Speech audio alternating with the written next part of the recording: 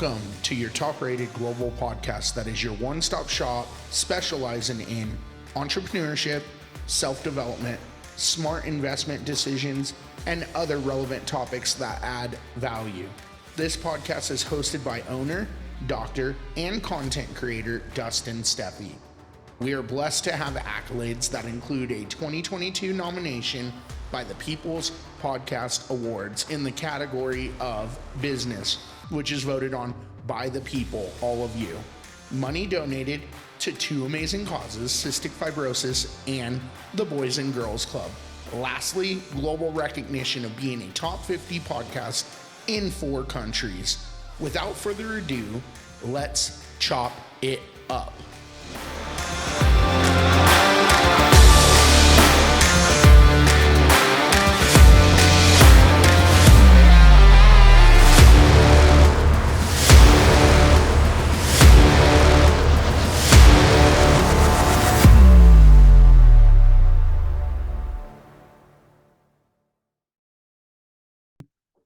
Welcome to a special episode of Chopping with Fire. You are joined with your host today, Dustin Steffi, and I have a special guest co-host with me, Dwayne Taylor, my friend, my buddy, my grad school partner, fellow athlete. Hey, bud, how are you?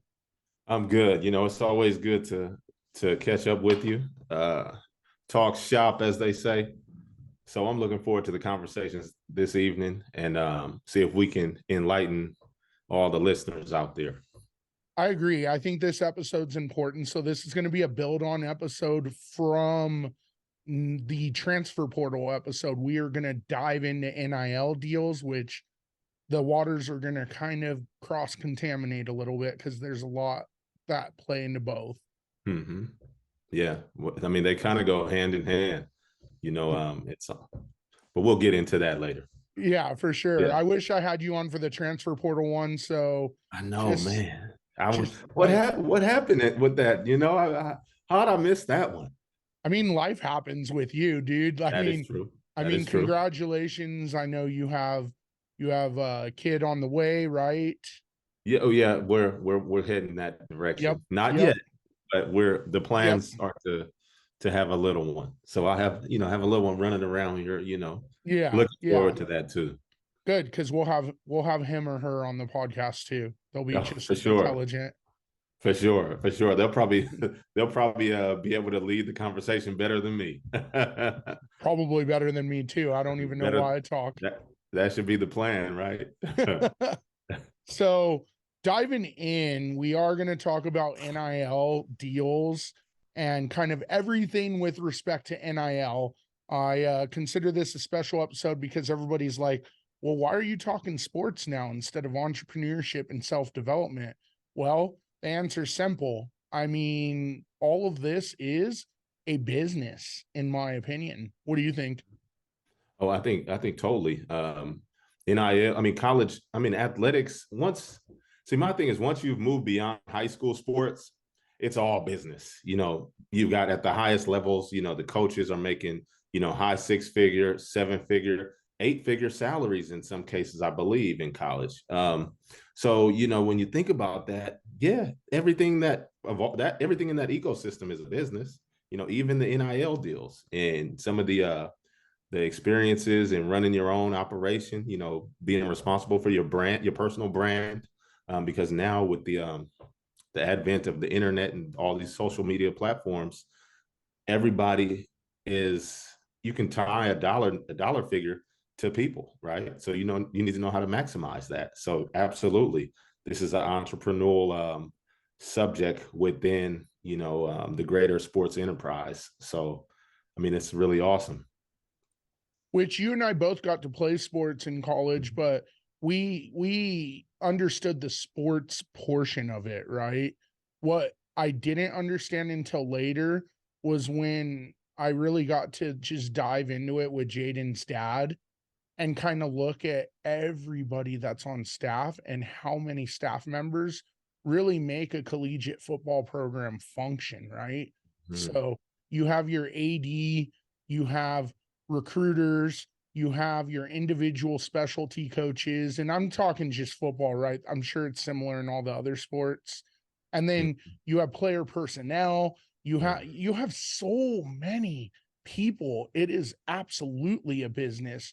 And this is where it gets a little frustrating, right? So as I was talking about the transfer portal a few weeks ago, one of the things that I had brought up was we're adding extra layers onto these programs to be able to manage.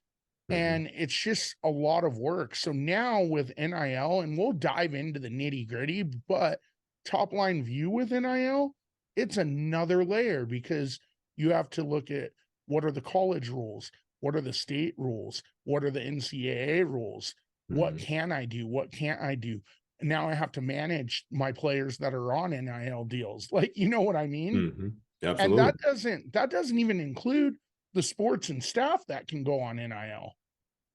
Yeah, I mean, the NIL is really taking on a life of its own, and as you mentioned, I mean, I've read that some of these, like we're talking about the Power Five, the large institutions in football speaking, right? We're not talking about any other sport right now, but I mean, I've heard some of them have like general managers is what they're calling this individual, and I guess he or she is somewhat responsible for some of like the financing that goes along with the teams.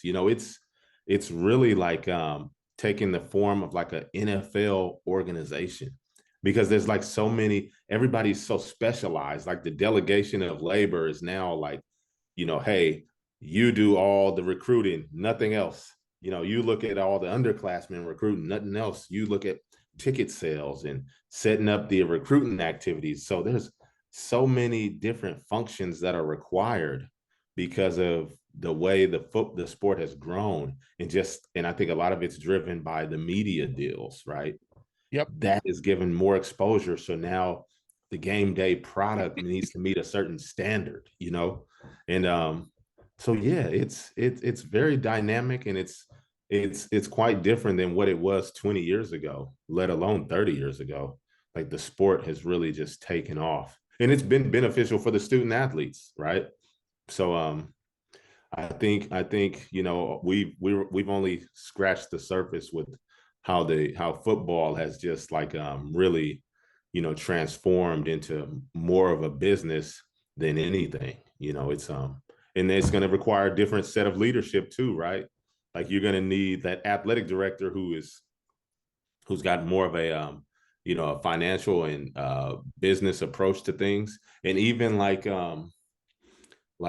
you probably have an athletic director who has like a law background, maybe has a JD, because there's now a lot more television contracts, right? And with NIL and how we have these collectives that are part of these institutions, you really need someone who's a true steward and really understands the business and the finance, but can also read the contracts to make sure that things are structured in which they should be. So it's exciting time to be in college athletics, particularly football at a Power Five.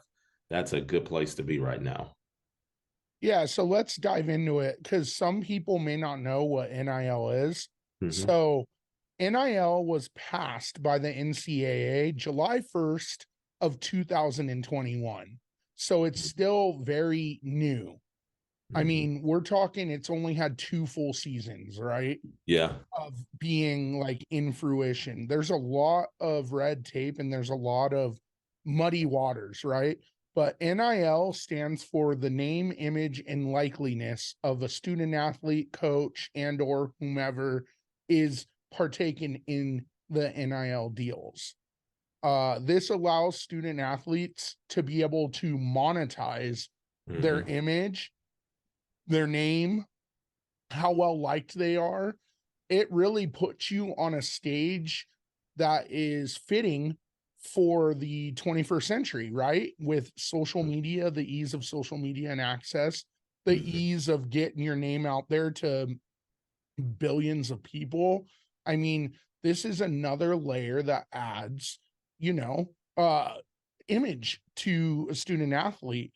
Also,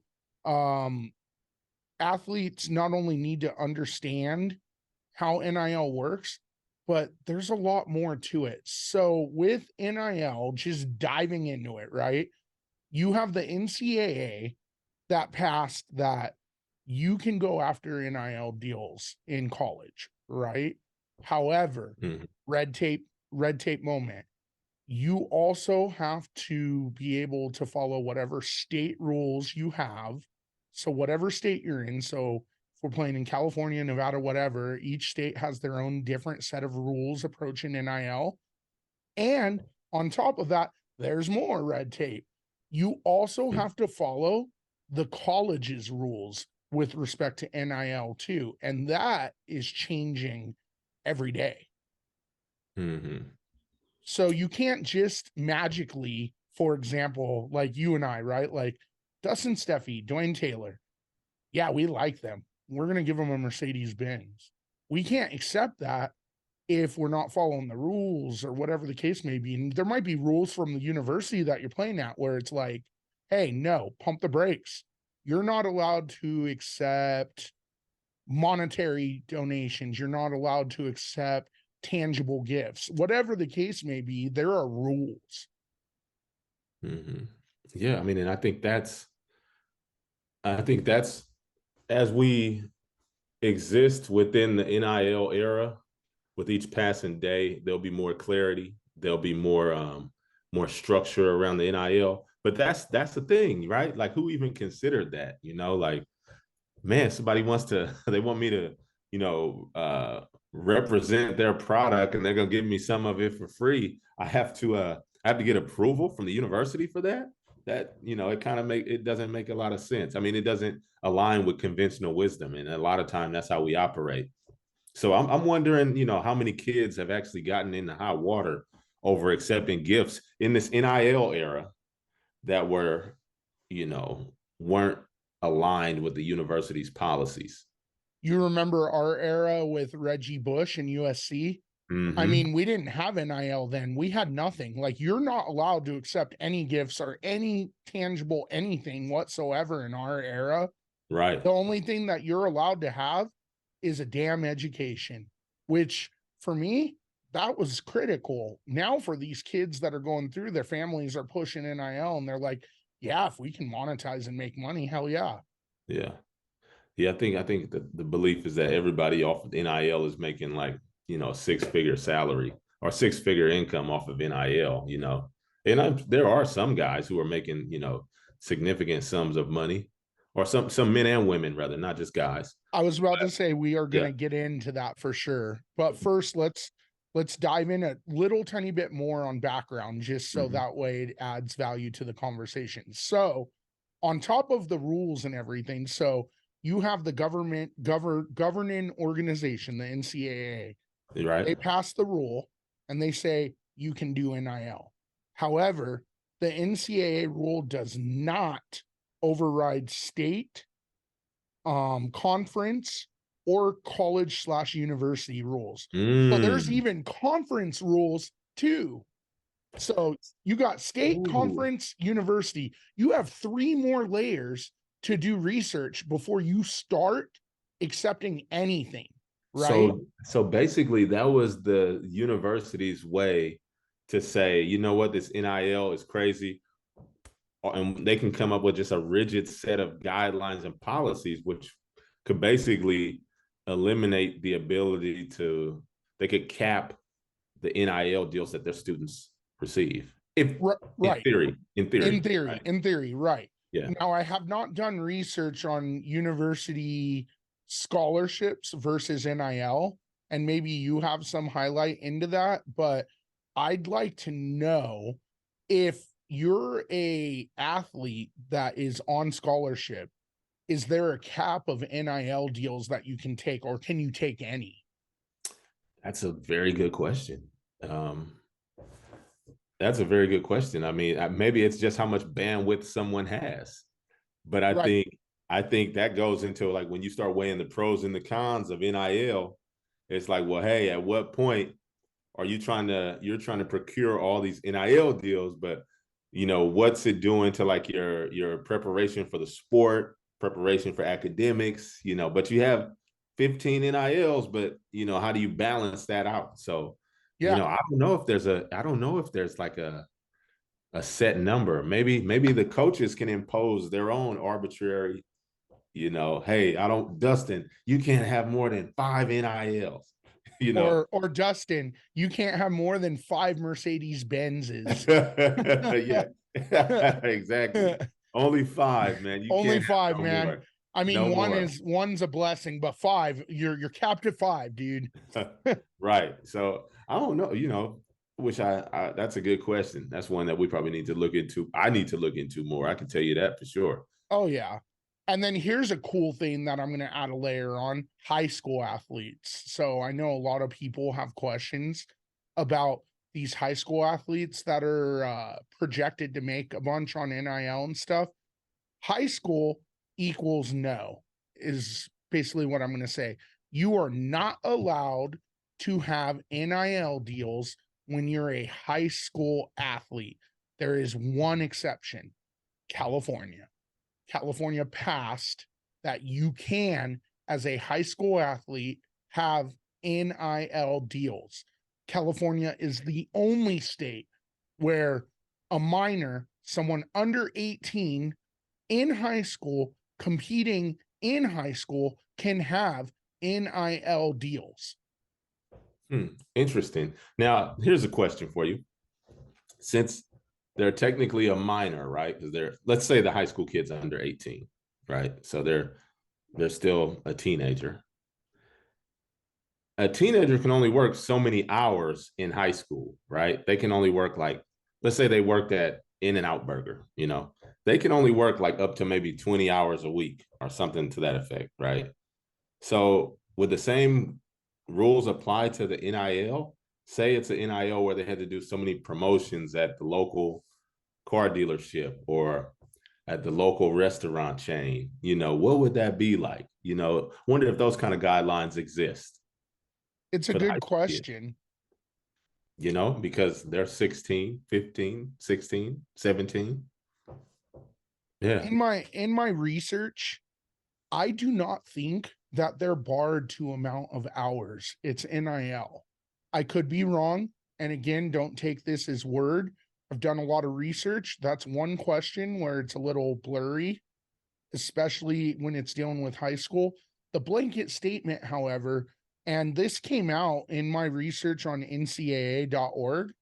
This came out where the high school commissioner for sports said for NIAA, or well, NIAA is Nevada, for all of it, right? CIF in Yeah. California, right? California, CIF, Yeah. NIAA is Nevada. For all of them, though, they all agreed that high school athletes should not partake in NIL, except for California. I guess they figure it's more financial opportunity here. It's the Golden State. What can you expect? Hey, I don't know. I mean, we are very I'm a Californian living in California. So I know we are a very progressive state when it comes to like how we see things. We're very welcoming to new ideas, new ways of doing things.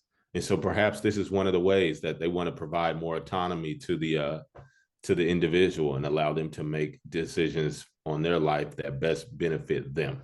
So maybe that's why it's just aligned with the way we think in California.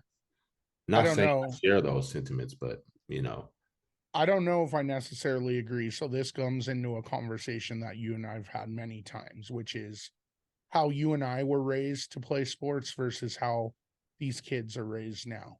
So we're in the world of the following: hashtag participation trophies, hashtag no responsibilities, hashtag no grit, hashtag things given to you or expected, instant gratification because of social media and everything. The list goes on, right? And so I sit here as an old dude, which I'm not old, but I'm not in the generation that is playing now, right? Right. And I'm looking at it and I think that we're developing people that are not going to be as gritty, that are not going to be as, like, I don't know, committed in their sport. They're more committed to their image than the actual great institution of the sport. Yeah. I mean, I'm from the school of thought that in sport, if you're playing well and you're doing things in the sport which nobody else can with your ability to perform at a high level, then things like marketing, sponsorships, um, opportunities to make money will manifest because of how you performed on the field. So there's not a lot of effort needs to be put into trying to enhance your brand. The brand will come through like elite play. So if people are losing sight of being the best they can as an athlete because they're focusing on how to, you know, build their brand, well, you can't have one, you can have one without the other. You mean you can be a really good athlete and not have all the branding and the marketing piece together. But you can't be a superstar marketer and just be like a subpar athlete, because nobody wants to offer any compensation, any remuneration to that person. You know what I'm saying? So I'm like you. I'm like, hey, look, the thing that you get from sports was, like you said, grit, perseverance, teamwork, you know, you're supposed to be selfless, you know what I mean, and not self-centered, like an egoless leader, egoless teammate. And I don't know if, you know, are we still teaching, are we still looking to develop those core skills, values, and principles out of playing sport? Or are we just trying to say, you know what, how much can I make off of NIL if I'm balling? You know, what are we really looking at trying to develop? And I think that's the thing. That's the area that we're confronting right now, just like you said. And it's just a different generation that we're experiencing, that we're seeing right now. And I think the what we looked for 10 years ago out of sport is not what is sought for today. These coaches, like I was telling you in the beginning, they have a Yeah. very hard job because not only are they managing, teaching these core values, if the core values are still being taught, which I'd like to believe they are, but Mm-hmm. they're also having to manage egos. They're Mm-hmm. having to manage a social media on the field Mm-hmm. and everything else in between. Like, it's ridiculous. Here, let's let's take a step back, right? So let's look at the greats. Let's look at Peyton Manning, let's look at John Elway, let's look at even Patty Mahomes, right? Mm-hmm. All of them have deals with like Nike or whatever they signed with, right? Mm-hmm. They may have gone after it on their own. I'd like to think they're from our generation of thought where they have someone doing that for them, whether it be a PR specialist Mm-hmm. or an agent or whatever the case may be. We are teaching these, we're almost taking, in my opinion, from an industry. We are almost like desecrating and almost laying to rest the great industry of sports agents and stuff, in my opinion, and PR firms, because people are doing this on their own because we have such readily available social access. Yeah. I mean, you're absolutely right. That's I guess that's the downside of, that's just the place we're in now with sports, and the coaches, like I'm just hoping the coaches don't get apathetic to what they're having to deal with the athletes, and you know catering to, how, hey, I'm a 5-star athlete, how much is my NIL going to be if I come to you? I hope it doesn't. I hope those conversations between coach and player and coach don't cause the coach to compromise his own values, you know, Right. and saying like, hey, you know what? Maybe being untruthful with the kid, like, hey, yeah, we come here, we'll get you whatever, we'll give you, $1 million NIL, knowing that that's not going to happen. Just Right. trying to get the kid in, because it sounds good at that time, Correct. and I think there's a lot that goes on, but um, I don't know if it's a difficult time to be a coach right now, is what I'm getting at. And I don't know, I don't know if I would want to do that job as a coach today, because it's hard, because you're dealing with so many different factors that are outside of coaching football. You're not coaching linemen on how to take the right reads, how to make the right read steps, or linebackers how to see the receivers and running backs developing the pass routes. Now you're worried about getting this kid to come to your school because he wants the biggest NIL deal. That's not the reasons. Like, you're like, man, no, you come in here to get an education and play football and really learn how to play and be the best you can. But now you got to add this other element, and that's making it hard on the coaches. And I wonder if that's I wonder how they're handling that, because it's difficult, man. You brought up a key word that's important to you and I both too, which is education. You are a student athlete. Let me repeat that. Student athlete, studies first. I would like to see the statistics of athletes in college that actually are partaking in their studies and doing well with NIL deals. Because are they focused on being on social media? Are they focused on their education? Are they focused on their sport? I already know when I played and when I was doing sports and I was in high school, college, whatever the case may be, it was very difficult to keep up grades and be consumed by my sport. Yeah, You add NIL to that, that's another layer.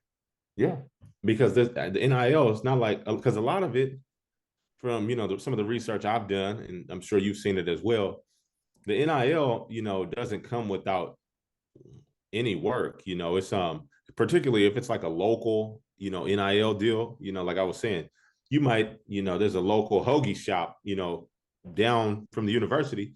They want a time commitment. You might have to shoot so many commercials. You might have to make so many appearances on Sundays, or when you can make it work in your schedule. So it's just another distraction from what you just said, school and football. So how do you handle it? How does somebody handle it? And what was the number one thing our coaches taught us? Both, it's universal, buddy. So I think you and I both learned the same school of thought. My coach taught me minimize distractions. Minimize distractions. Yep. That has forever stuck with me. Minimize distractions. Focus, focus, focus. That's it. Focus on what's in front of you. Log in, as they used to say. Log in. Focus. Yep. That's, and so and we're not, and look, we're not saying that the students can't. A lot of men and women have more bandwidth and capacity than you and I do put together, some of them, right? But we're just saying it could be a thing, like what sacrifices are being made, because you can only do so many things well, right? You can't be an expert and excel in all areas. So if you're going to be the best football player you can be, how are you going to be in that classroom? Is there going to be a variance in between how effective you are in those areas? Then you add in NIL and all those commitments. Well, is there enough hours in the day? Yeah. It's just something to consider.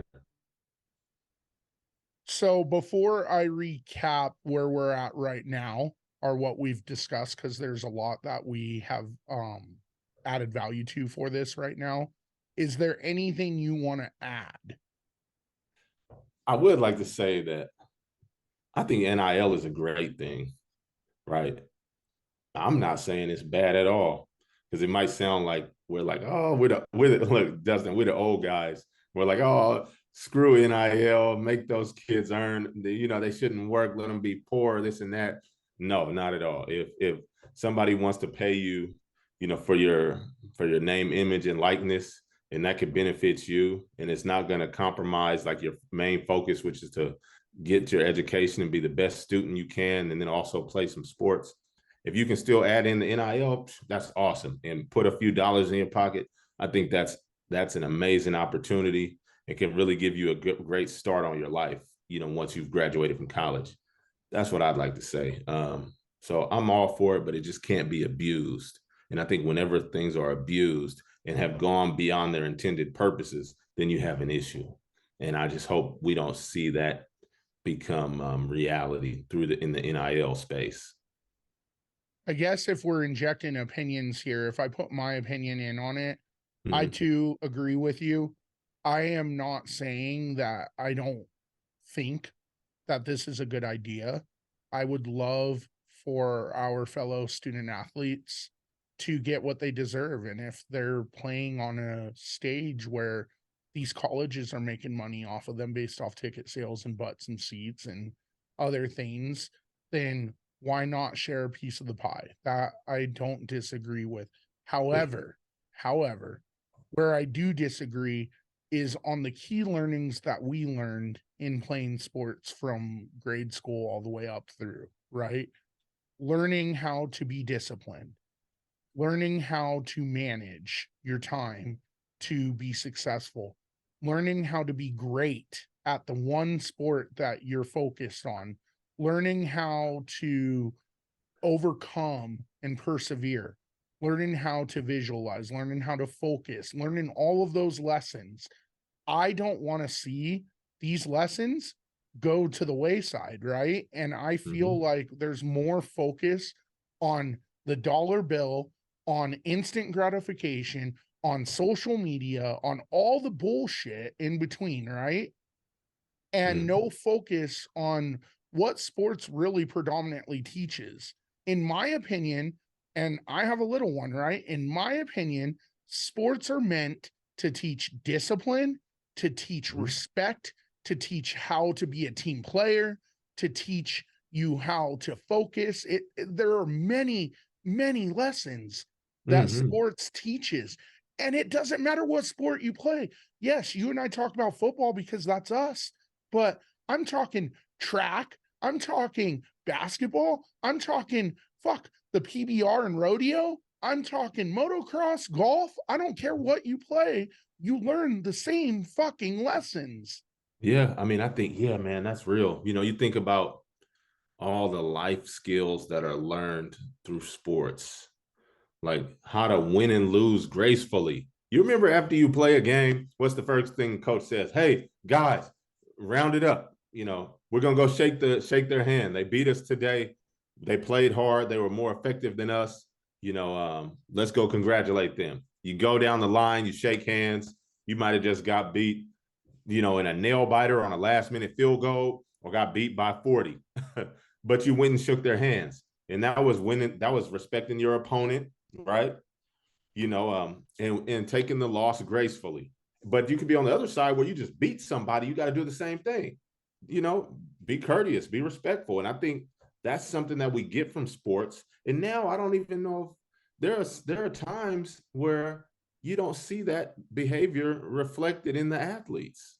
And you wonder if a lot of it is because of not necessarily NIL deals, but some of the social media and how we've lost sight of why we play sports.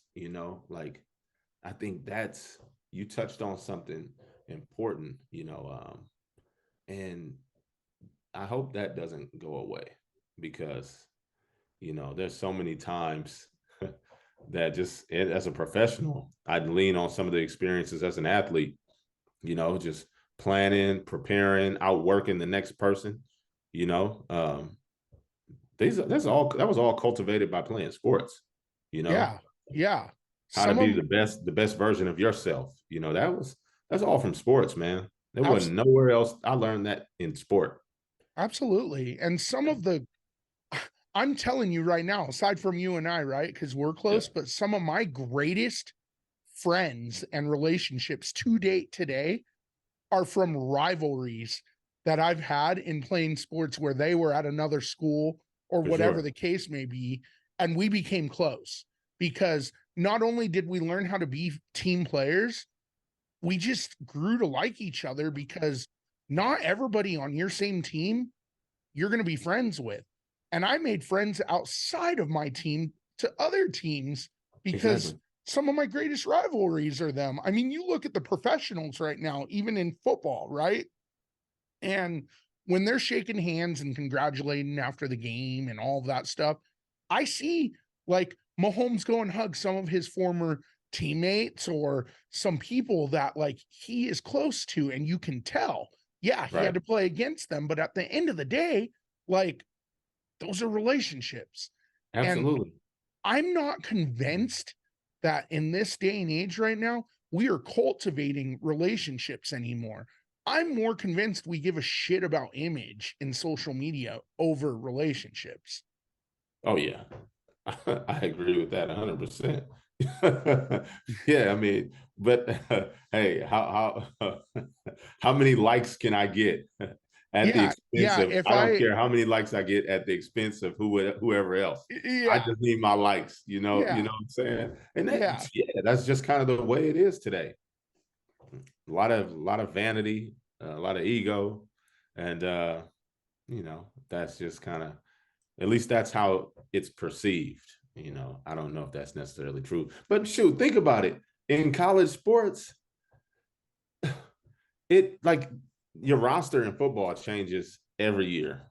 Every semester, there's a new wave, there's a new crop of players coming in because you got the mid-year junior college guys who will come in December, January.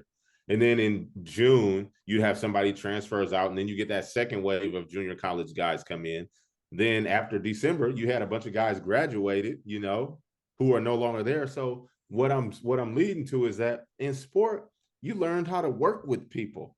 You learned how to, bring somebody new into the organization or to the team and figure out, what they're good at.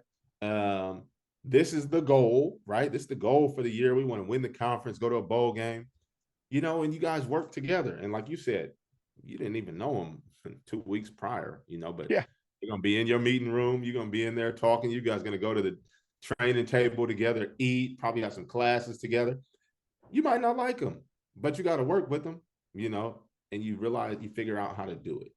And, you know, those are some of the great things about sports, some of the character building activities or experiences. And I just hope that, coaches reinforcing those, players reinforcing those with each other isn't lost because of everybody's desire to really elevate their brand and their platform through sports when, you're missing the real big picture. So I hope we can make sure we're not losing sight of those things. Well, and like I said a couple weeks ago too, transfer portal, you know, Mm-hmm. the transfer portal adds a layer. Yeah. And that's a whole nother conversation. Like, It's a yeah, big conversation, right? It's I mean, the huge. transfer portal. But I do like I think you were telling me, and then I researched it and you were spot on. So now the transfer portal, you've got a one-time transfer. And then if you transfer again, you could have to sit out, lose a year, unless it's for a coaching change or some type of hardship. Yeah, so the transfer portal will give you 1 year. You have one chance to transfer. And which is then if you keep going, like of course you start losing eligibility. for sure. But I mean, but I mean, the transfer portal, it's a beast. I think, I think it's probably utilized most in basketball based on the number of students, right? I mean, I just saw an article the other day. A guy entered college in 2016, right?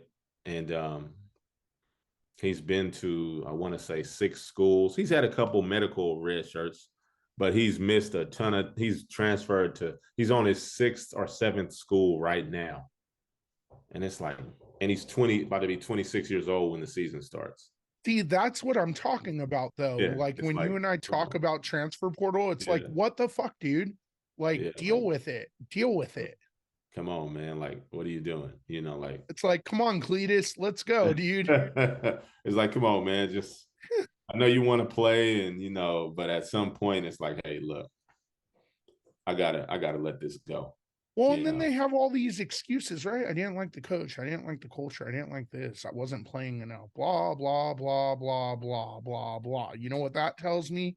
yeah. Stop the cap. That's what it tells me. Stop the cap, I dude. mean, think about it though. Think about it. If I'm on the team, right? I've been on the team for 3 years, and somebody thinks they're gonna transfer in and just supplant me and take my spot. Come on, man. That ain't that. It's not like that. This ain't This isn't the NFL, the NBA, MLB, where they said, "Oh, we got this high-profile free agent coming in. He's taking your spot." No, it It's ain't. like, who the hell do you think you are, dude? Like, Exactly. Like how what are you, egotistic. Joe Montana, dude? Like, what do you That's what I'm think? saying. Like, Yeah. come on, man. Who are you? You know, Yeah. and I'm just saying that that's a really general statement I'm making. I'm not directing that at any one player, Yeah. but it's just Yeah. like you got to be realistic, So It, let's rewind because there's more, right? I want to dive into some of this NIL, like what it really looks like. So let's rewind, right, and for recap. sure. Let's take a step back then. Let's see. So NIL stands for name, image, and likeliness. All Yeah. right. Name, image, and likeliness. There you go. That's NIL. It's an acronym. And basically, you're allowed to take your name, your image, or how well liked you are and monetize it. It could be an autograph, it could be cars, it could be whatever the case may be, right? But you're allowed to take this stuff and monetize it. That's the bare basic of the NIL right there. Mm-hmm. We've already defined that there are rules, lots and lots of red tape. You have the blanket statement of the NCAA as an organization. The NCAA says, yes, you can take NIL deals. However, it doesn't supersede the university rules, the conference rules, and state rules. So you have 3 other rules to research before you can even start NIL. Okay. Lastly, we did say that high school athletes are not, I repeat, are not allowed to partake in NIL deals with the exception of the Golden State, California. Hey, real quick, are they doing retroactive NIL deals? I know, right? Can we cash out? Hey, Like, because hey, I finished up college many years ago, but I think I can get an NIL because of how I play. Can they hook me up with that? I was about to say I got my PhD and I run a podcast and I'm very well liked globally. Can I cash out on some NIL deals too? Hey, maybe there's a possibility there. Let's see. So now that we're caught up, let's move forward, right? Yeah, I for did sure. some research. So there's a top 100 list. I took the top 5 because this will paint a good picture. So bear with me here for a sec. So according to On3, which is the one and only site that ranks all of these current athletes right now, Yeah. there are some statistics I have for us. So I'll rattle them out and then let's talk on it. So Bronny James, he plays basketball. He's a commit to USC. He's in high school right now. On3 projects that he's worth $6.8 million. Wow. It is all based off of his social media likes, his name, his image, and how he plays. This is how all these stats are rolled up. So they take this and On3 estimates your net worth based off of your social media following, based off of how well you play your sport, based off of your image, and a couple other factors, right? So that's Bronny James. Let's move on. I have a top 5 list. And no, just so you guys know, Showtime's son is not in the top 5. So, Mr. Sanders, your son's not in top 5 right now. He's a freaking 3-star athlete, not even 5-star. So, just throwing that out there. So, Livy Dune, and if I mispronounce these last names, I apologize in advance. She is a junior right now at LSU doing track. She is worth, She's the gymnast, right? yes, she's worth $3.4 million. Ark Manning, freshman QB at Texas. I think you know that name, right? Mm-hmm. $2.8 million. Caleb Williams, quarterback, junior, USC, $2.6 million. Right there, there's 2 USC athletes in the top 5. Okay.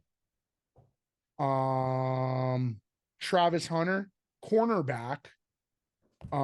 He's a sophomore, Colorado University, Colorado University, you and I will get into this at the end, is in the media every day because of how much they're shaking up athletics right now. But just for shits and giggles, $1.7 million. Those 5 athletes right there, when you combined the net worth, we're talking ballpark $20 million right there. And that's the top 5 out of the top 100. Wow. Go So, for it. What are your thoughts? man, so I'm gonna play devil's advocate here.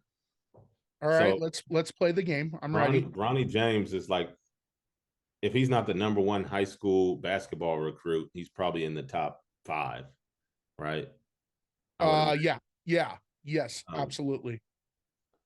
how much of his NIL value is driven through his father? Because he's LeBron James's kid. You know what I mean? I could Yeah, see the yeah. young lady at LSU having a massive NIL because she's probably a budding Olympian, I would imagine. Mm-hmm. Uh, Mm-hmm. so I could see like, the endorsements coming, in the pipe for her. Mm-hmm. But man, but Travis Hunter, though, I'm wondering, like, well, I mean, Colorado, they pay what they want, but I'm surprised he made the top 5. I And would think. again, and again, remember, these are valued. So NIL market, right? On3 Yeah, is a company that values what you're worth, right? yeah, So there are three aspects on how they value you, right? Your performance as an athlete is one. yeah. Your influence, so your social media strength. And then the third is your exposure, so the market and the media. All 3 of those spit out a number and give you what you're valued as an athlete for NIL deals. And the markets determine our value, right? It's a business concept. If the market is saying we're valued at this, then this is what we should be compensated. I wonder how closely those are aligned, basically, is what I'm getting at. So do So, I. So do I. I but I agree. mean, if that's what Travis Hunter is valued at, more power to him. I guess I mean, now. congratulations, Travis. Split it with us, please. I Like, mean, God. so this is what I'm gonna say. Out of that list, right? So I think there's intense pressure on Bronny James and Travis Hunter. Caleb Williams already showed us he's a baller. You Oh, yeah. know, Oh, yeah. nobody's gonna question his NIL valuation. But I Not at think all. Travis Hunter has a lot to prove. He's going up to a new level. I know he was hurt a lot at Jackson State. I think he flashed and showed some ability, but he's gonna have to show what he can do on a week-to-week basis. And now, if what is it, On3? I think that's what that website On is called. 3. Correct. On3. You Correct. better believe everybody Travis Hunter plays against is gonna be like, oh, you worth 1.7 million or whatever, huh? Okay, let's see. They are gonna be testing that dude, but that's good because if he's a baller like they say he is, then he's gonna really flourish and shine. But I guess, man, I know. I just I'm just thinking blindsided you. like, I blindsided you, right? Like with these dude, valuations are insane. I'm thinking like, and then Arch Manning, he's not even the starter. Arch Manning No, is, well, I mean, at what point do they say, "Ooh, see, that's a conflict for the coach"? So what is Steve Sarkisian gonna say when they're like, "Hey, well, just because a guy's valued at 2.8 million doesn't mean he's getting 2.8 million, but I'm no, sure he these are wants to get that." valuations, right? This isn't Yeah, what they're truly getting. yeah. But I mean, the kid they have there now, he's only a sophomore this coming season. Yes. So yeah, so that's gonna get interesting down there. That's gonna get very interesting, bro. Uh, So on the topic of Deion Sanders, right, at damn. Colorado University, his Yeah. son is ranked 8 on the top 100 right now and Okay. has 2 deals signed, one with Mercedes Benz and one with Tom Brady's lineup, the Brady lineup. Mm-hmm. How much of that, and again, this bodes into your question, is influence of Deion Sanders versus competency of the son? So let me ask you this. Does Caleb Williams have a deal with Brady? Nope. I mean, I think Caleb Williams is the best quarterback in the country. I would have to say I agree. If I am a So, fantasy person right now I and am mean, able because to draft him, I'm drafting him. for sure, and Yeah, I'm just so I'm really thinking out loud. This is like a brainstorm and mind mapping session. So I'm thinking very logical. Okay, if I'm Mercedes and I want to endorse a college player, and I want the best one, I would go to Caleb Williams. absolutely. All things, if the situations were equal and there was no external influences, and I want the best player out there, then I'm gonna go with Caleb Williams. I'm not knocking Shador. Is it Shador Sanders? Yeah, Deion's son. But I would probably go with Caleb Williams if he wanted to endorse my product, and Brady the same way. If they wanted to endorse my product, I would take him. But I would say Deion Sanders probably has some influence on those decisions for Brady to choose his son along with Mercedes Benz. I would think so. I mean, because if I was Deion Sanders, if I was the father, I would be pushing for my kid to get the endorsement too. But you know, yeah, it's got to be. I mean, it has to be some of his influence to get those deals. Welcome to the craziness of NIL deals now. Yeah. Now we've already defined how. We've already defined why. We've already defined our reservations against it versus what we agree with. Now Yeah. we're diving into valuation of these athletes to Yeah. actually go after NIL deals, right? Hmm. So you get through all the red tape and you can sign NIL deals. Now look, you know what I mean? And Yeah. let's not take the institutions out, right? So we look at Colorado University. There have been articles that have been posted lately for Colorado University where the great institution is very much against what Deion Sanders is trying to do. They're very much against this NIL BS. They're very much against manipulation of the transfer portal because at the end of the day, the institution is not there to recruit the best football players. They're there to give the best education to everyone that goes there. And that's Mm-hmm. it. So, at what point does the institution intervene to protect the institution versus all this athletic BS? I think the institution is going to look at a combination of things. I think the first thing they'll look at is we have all these kids transferring in. Are they adding value to are they adding to the academics we have at the university? Meaning, are they coming in signing up for some of the STEM based programs? Or are they going to be students who can come in here, do excellent work academically, and then down the line be someone we can reach out to for donations? Because schools operate that way, right? They're going to use the graduates to come back and donate once they're out there in the world making money. They're not banking on the kid going to the NFL. They're saying, hey, get the degree, earn a good living, remember the times you had here at the university, and donate back. That's what. Yes. So they're going to look at that, and then they're going to say, is it creating too much negative press for us? Yep. And I think they're still like, hey, it's a higher education institution. Our first priority is academics, Yep. not athletics. Athletics is just an activity we have. So our student body has, they have something to do on the weekends. It's good to have the sports programs. It brings us a different level of marketing and notoriety.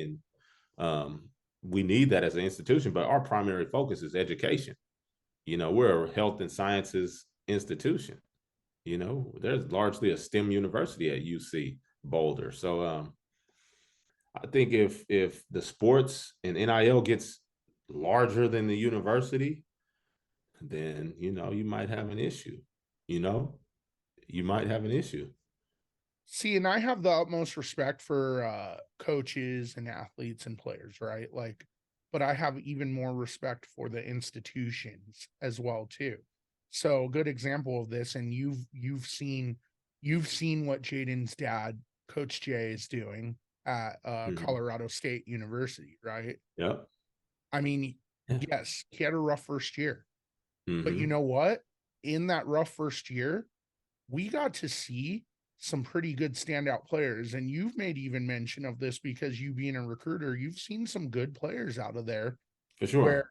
they have the makings to be a great football program, a Yeah, they great got some team. good young play. They got some good young players around there. They had a great recruiting class this year too. So what I'm trying to say is I think how Coach Jay coaches and what he brings to the table adds value to the university, which therefore puts butts in seats, which therefore makes the university money, which therefore the people and caliber of players he's recruiting, they're not just good at athletics, they're student athletes.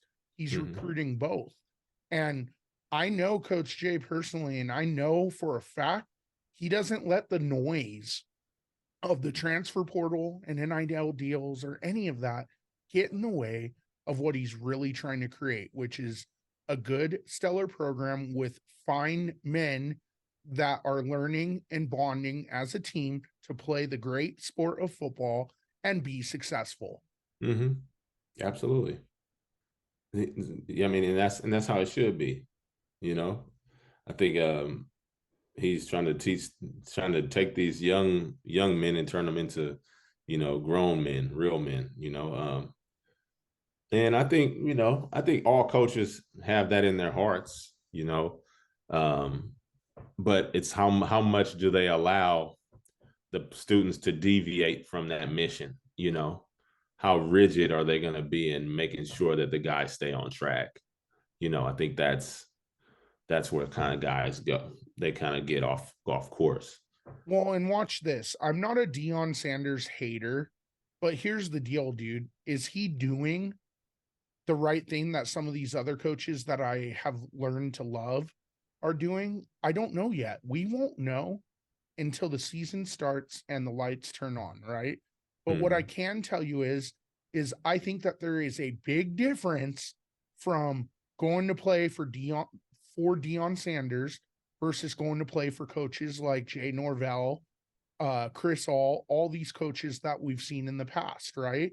There's a big difference because you have a coach that is trying to build a program turning boys into men versus a coach that's been in the NFL and maybe potentially, and I'm speculating, right? Maybe potentially getting these athletes into the school not only to have a good program, but to push them into the NFL, right? Like, I'm not saying that Coach Norvell, I'm not saying that Chris All, I'm not saying that any of these other coaches aren't trying to get their players to the next level.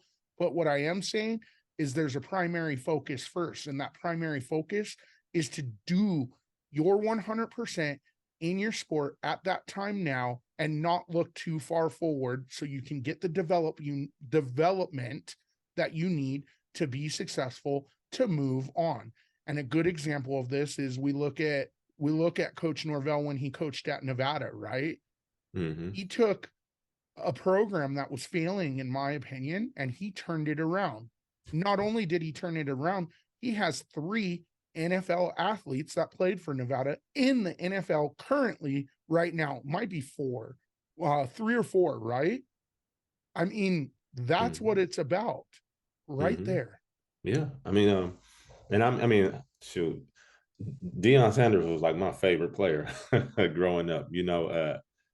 I was a I was a huge fan. Still am a fan of the guy. I think he does. I think he did an excellent job from an outsider's perspective at Jackson State, um, and he leveraged that into a position with Colorado. So I would imagine that he's going to go in there and try to win ball games, and at the same time, make sure the kids stay on track, get degrees, and this and that. And I think all coaches want to send kids to the league, to the NFL, because I think that helps them get the next NFL caliber player. But at the same time, I think there still needs to be a very narrow focus on academics and making sure that the kids are going in there studying in degree paths that are going to allow them um, to establish a strong foundation for their lives ahead of them, once they've graduated from the university. So that means, studying things that are going to make them some money.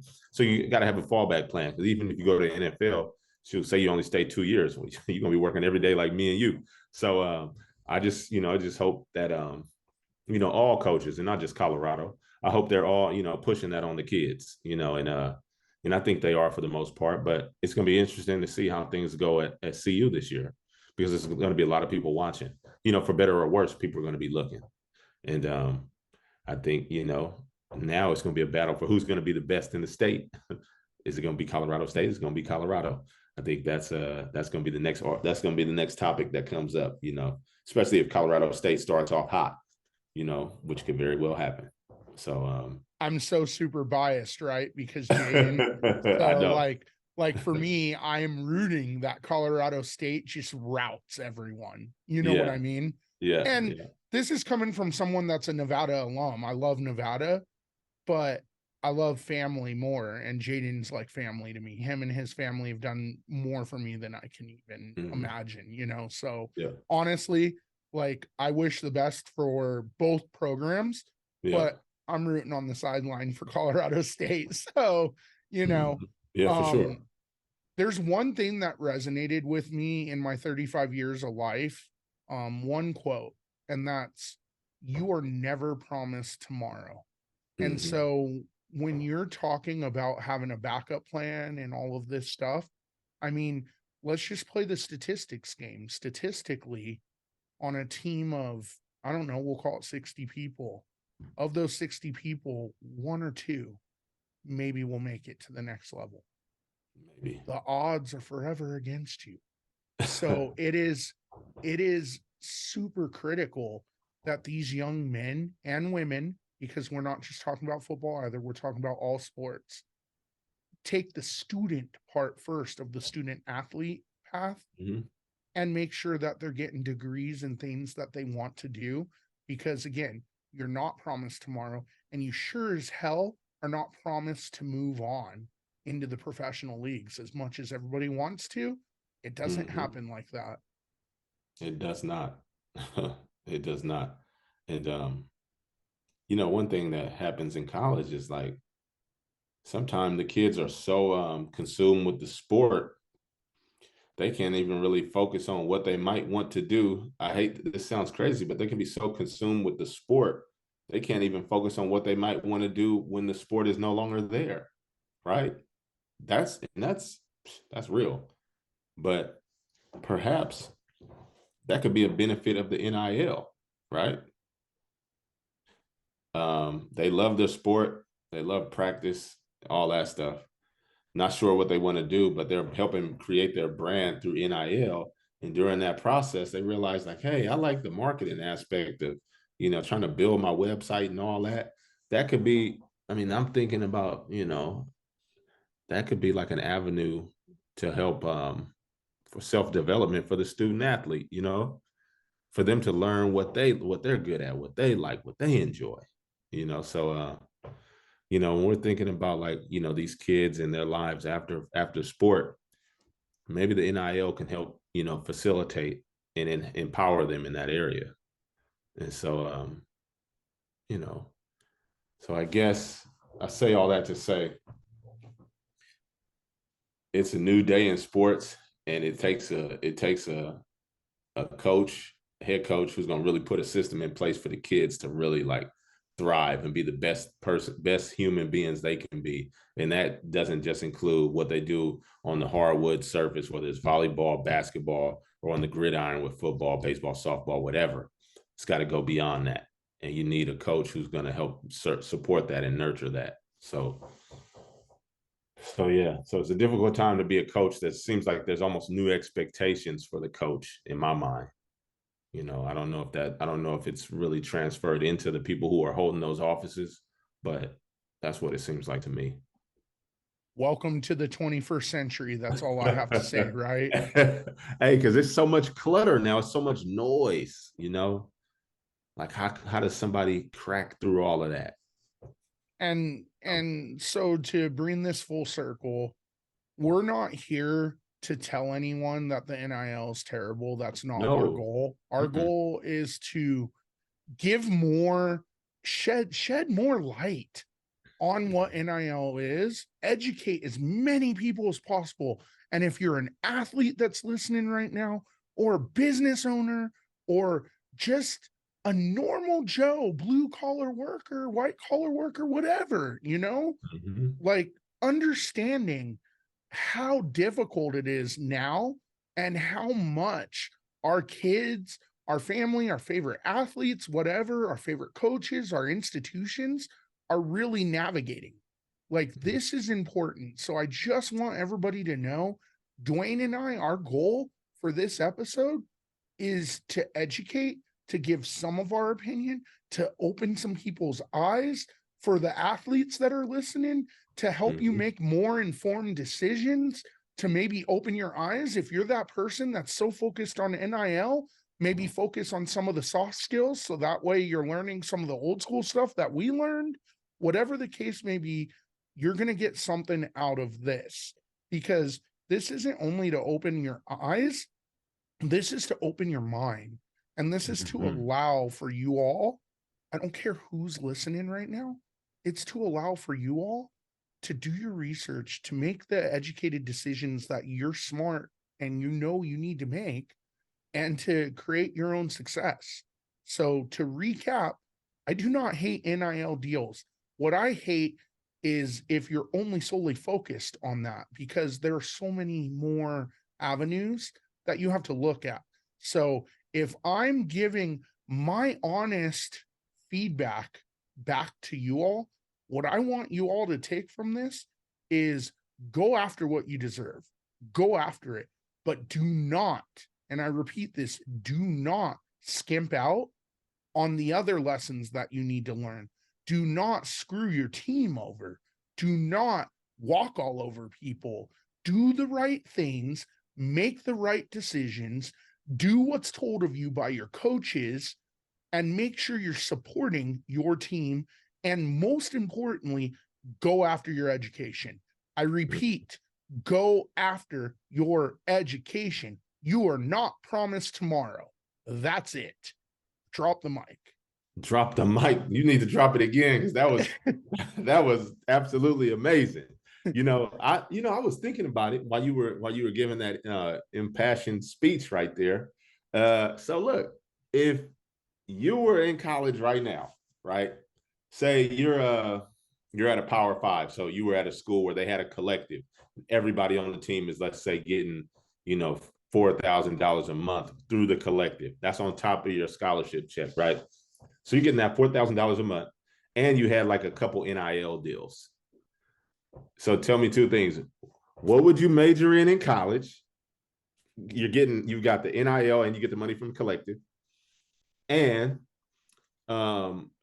what would you be doing with the money that you're making? Well, if I have the knowledge that I have right now, this minute, right? So same knowledge right now versus what you got too much knowledge right now, though. You're a PhD. Okay. So you're scaling me back then. Yeah. We're gonna reduce you. We got to reduce you a little bit. Okay, where am I at knowledge wise? Am I pretending that I'm like a young kid? You're a 19-year-old freshman. Okay. My main focus would, one, be in majoring in something that is going to give me sustainability, which that was my focus when I was 19 anyway. Yeah. I just couldn't comprehend that we were going to have a market crash at the time when you and I were in school, because business was important at my time. But today, if I were to remajor again as a 19-year-old student, it would either have to be in something IT related, because technology is not going anywhere, and or in some form of cybersecurity type stuff to help make sure that I can help others, right? Yeah. I probably, knowing stupid young me, would probably go back into business again, because I just love business. It just teaches so many good lessons, honestly. But it would be like business IT, business cybersecurity. You know what I mean? For sure. And then as far as the money, I can't say 19-year-old me would invest, because you just took my knowledge away. I would say what 19-year-old me would do is kind of like what some of these kids are doing already. I need to fall on my ass to be able to learn a lesson, right? So I would probably start spending it probably as much as these kids are right now, pretty poorly, instead of investing, until I fell on my ass.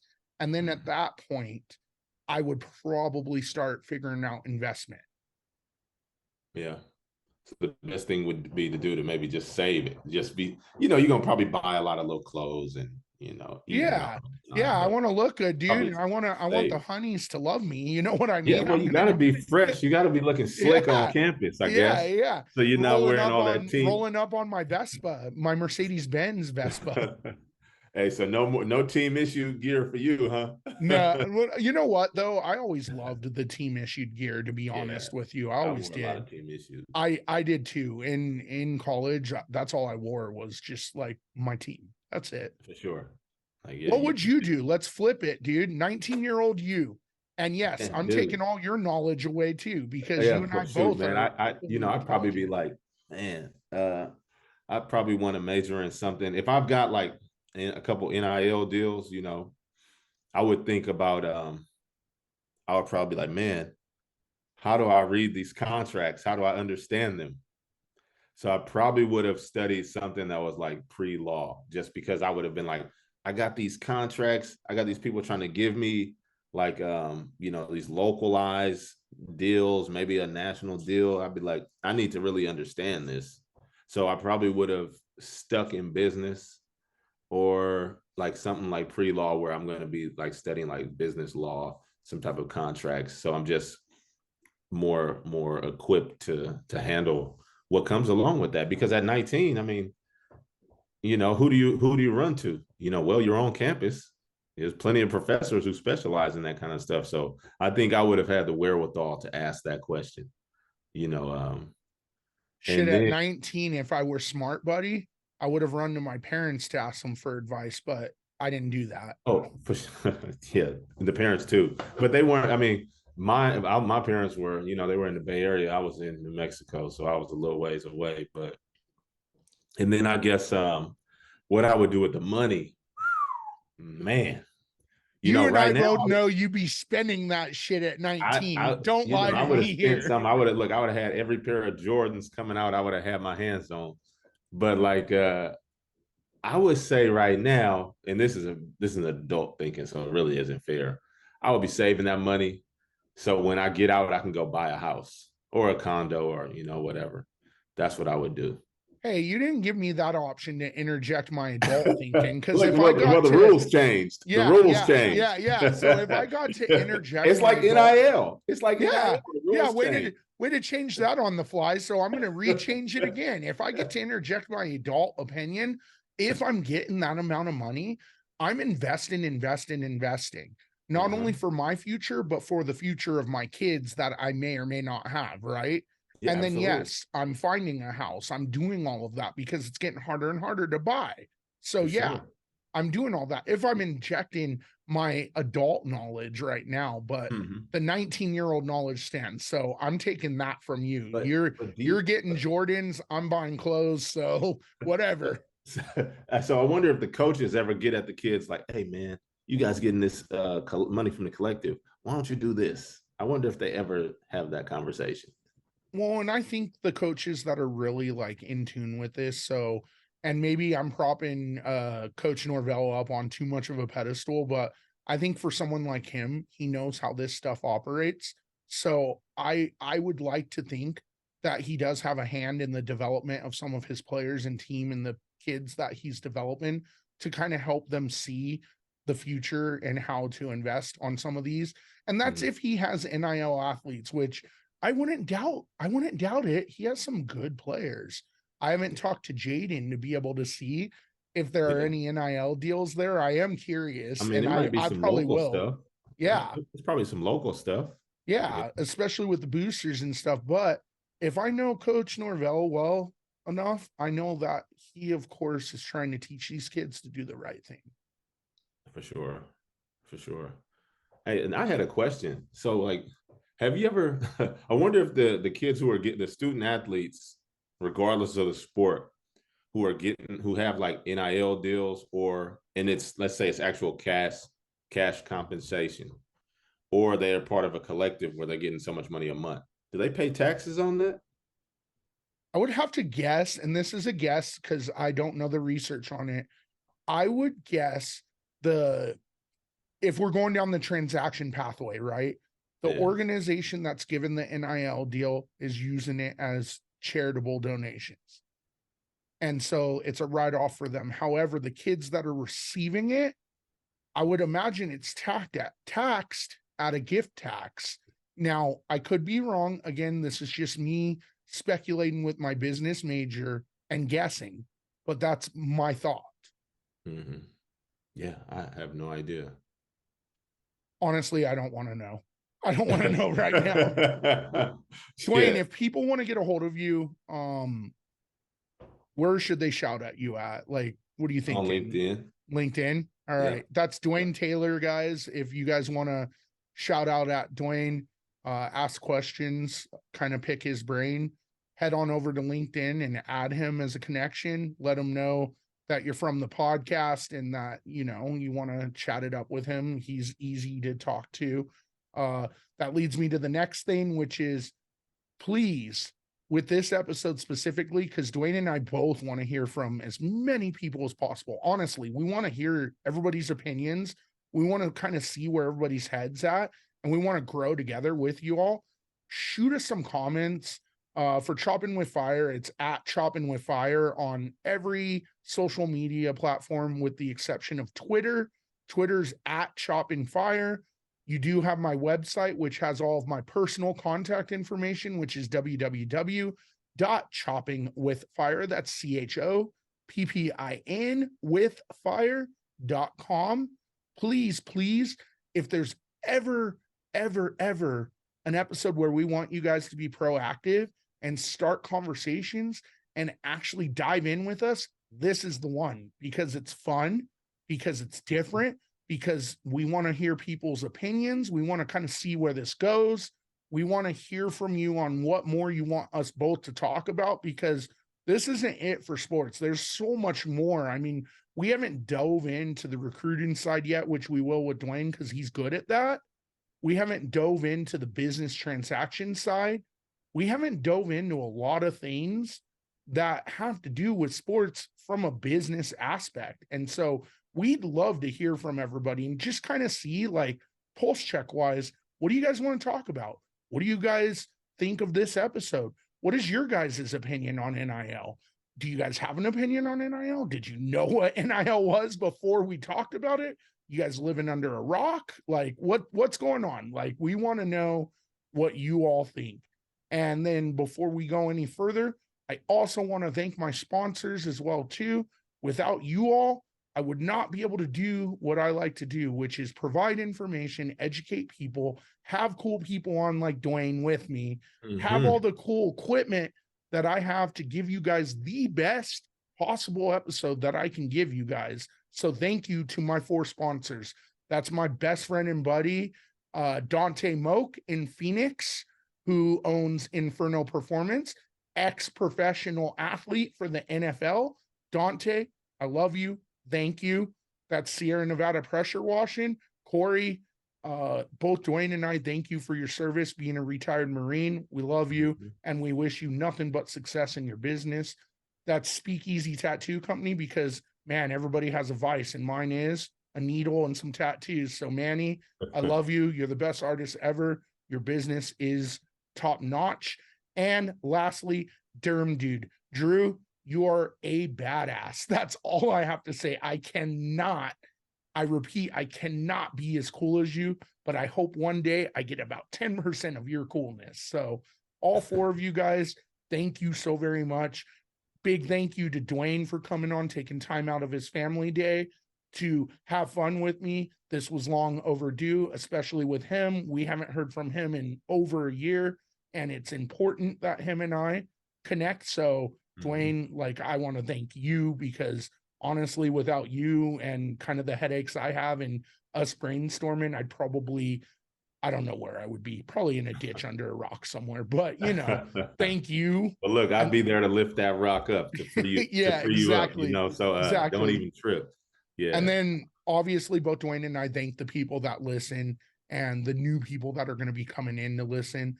We have a lot of good things coming out of this podcast starting this year, and already it's changed significantly. And Dwayne can be the first to tell you, because he's been on when it's new.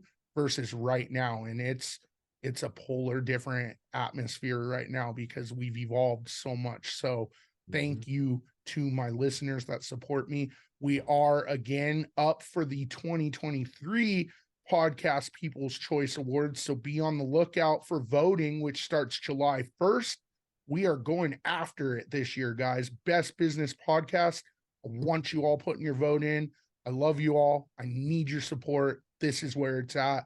I want to win this thing. I'm competitive as hell. A nomination is a participation trophy. It's time to win. Let's do it. Man, it was great to be on today. I think this was an excellent topic. Because NIL is so new and nobody knows really what it is. They do, but they don't, and it's constantly evolving. So for us to just get on today and just talk through, some of the good, some of the bad, some of the things people are indifferent about, I thought this was really very valuable for all the young athletes out there. And maybe our conversation today could just get their wheels turning and get them to ask questions and maybe figure out how they can best maximize being college athlete within the NIL era. And so if they can get something out of that today that falls within what I just described, I think this was a win-win for everybody. Absolutely. I think the next episode Dwayne and I are going to do is we're going to revisit the transfer portal and tie it into the NFL draft as well. And any sort of draft, because that's a business transaction as well. So be on the lookout for the next sports episode, which will probably be on transfer portal and draft. And that'll probably be in the next month or so. I do want Chopping with Fire to at least release one sports business transaction type episode once a month, just to kind of just keep it fresh in everybody's mind. Sports is something that a lot of people like. So let's keep this train rolling. Amen to that. Anything else you want to add, Dwayne? No, I mean, as always, it's a pleasure to be on. I'm looking forward to the next episode. So make sure you send me that text, shoot me the email, call me, FaceTime, whatever, however you got to do it. Let's figure it out and let's make something happen. And hopefully with this next episode, because Dwayne and I run deep with people that we know, we're going to have more talent on. So not only just people that have played, but we're going to have coaches on. We're going to have people in our network on that add value. And so if you want to get good, relevant information that'll give you enough to do more education, you want to keep listening to us. So with that being said, make sure you hit that follow, like, subscribe button, drop us some comments, all of that, because, we don't know what to talk about. Well, we do, but we don't know what you guys want us to talk about without you using your words. Dwayne, thanks for coming on, brother. I appreciate you as always, all the time. As always, the pleasure was always mine. It's always mine. And I wouldn't, I couldn't think of a better way to spend my Sunday afternoon. So, like I said, I'm looking forward to the next one, and let's do it. Because I'm always ready. I'm always down to talk.